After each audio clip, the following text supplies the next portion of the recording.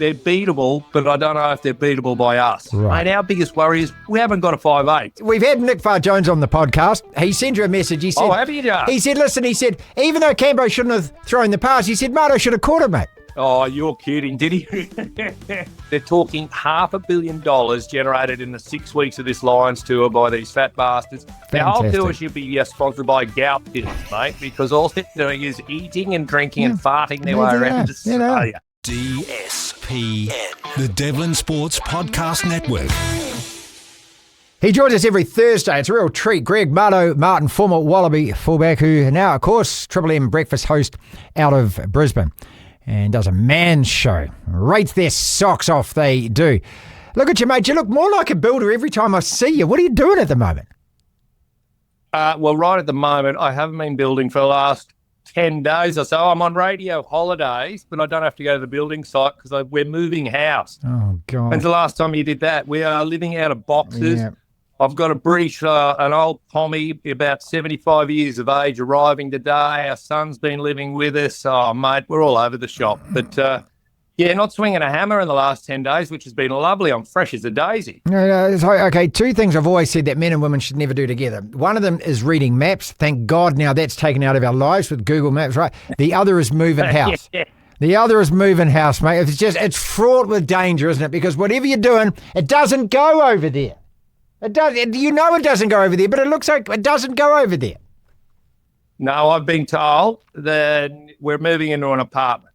So I've been told that nothing in that apartment applies to me whatsoever. As you're aware, I've got a little batch over on an island off Brisbane, and that belongs to me apparently, and I can do whatever I like over there. So I'm just shipping all my stuff offshore. There you go. All right. So, and Mrs. Marto will be happy, and I'll be happy, and we could stay together for a little bit longer. And tell the viewers and tell the listeners as well that here on the Zoom call, if you're listening on obviously on Rover and you're not watching the Zoom call, so whatever you're talking to us through, it's sitting on, what do you call an esky? We call it a chili bin. So this is what happens when you move, isn't it? You grab whatever's closest. Well, exactly, and there was an esky 2 metres away, and there's actually a 5 kilogram weight on top of that because my weights have to lead.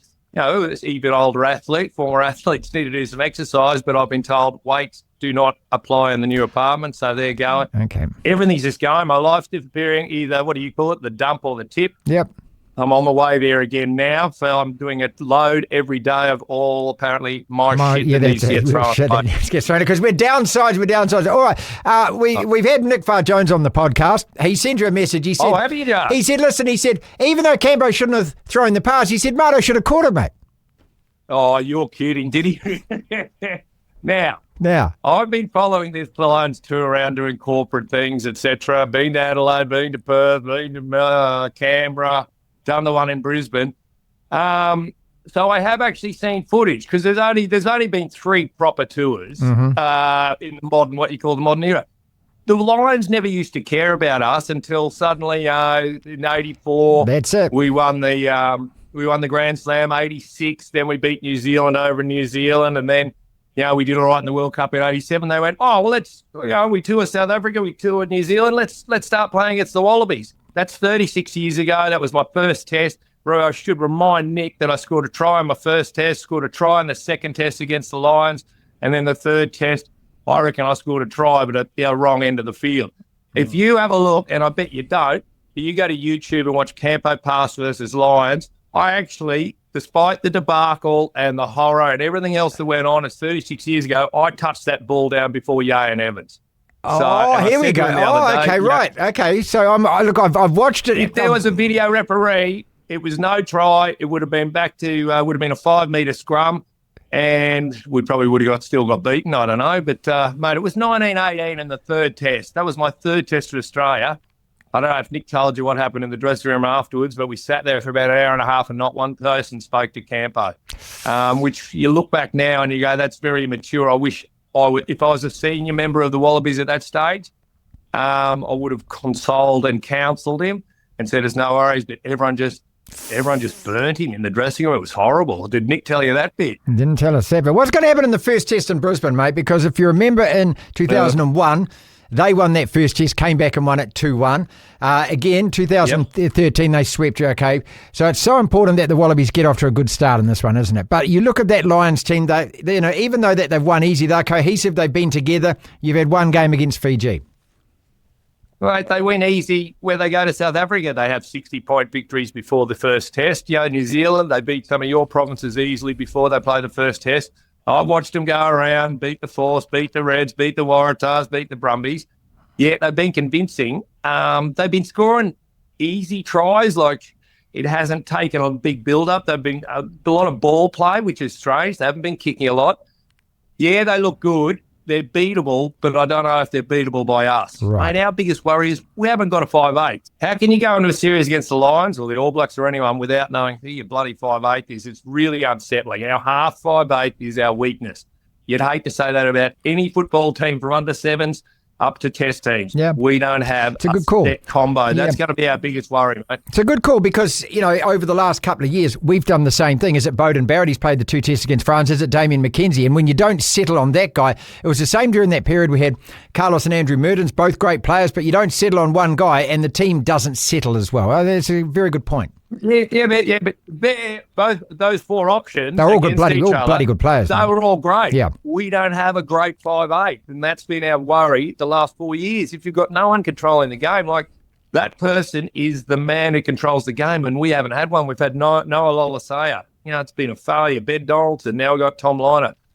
It scares me, to tell you the truth. So I know we've got game players like Joseph Suaalii, and we can score tries, but I don't know if we can control the game properly, and that'll be the worry because that's what they do really well with that, what's his name? Gibson Park, the halfback, and Finn Russell. Yeah. They're strong 9 and 10. We're piss weak 9 and 10.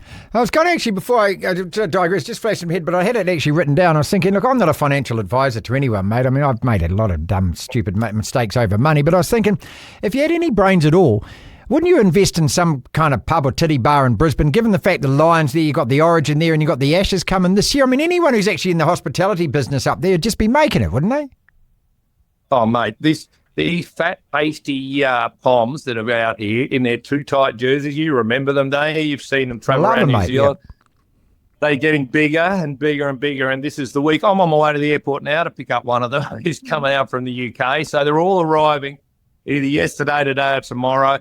There are lunches, there are dinners, there is Suncorp Stadium on Saturday night, so 52,500 capacity.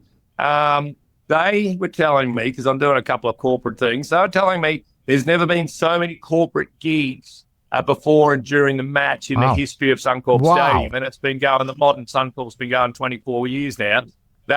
It's unbelievable the money this thing generates. They're talking $500 million generated in the 6 weeks of this Lions tour by these fat bastards. The whole tour should be sponsored by gout pills, mate, because all they're doing is eating and drinking and farting their way around Australia.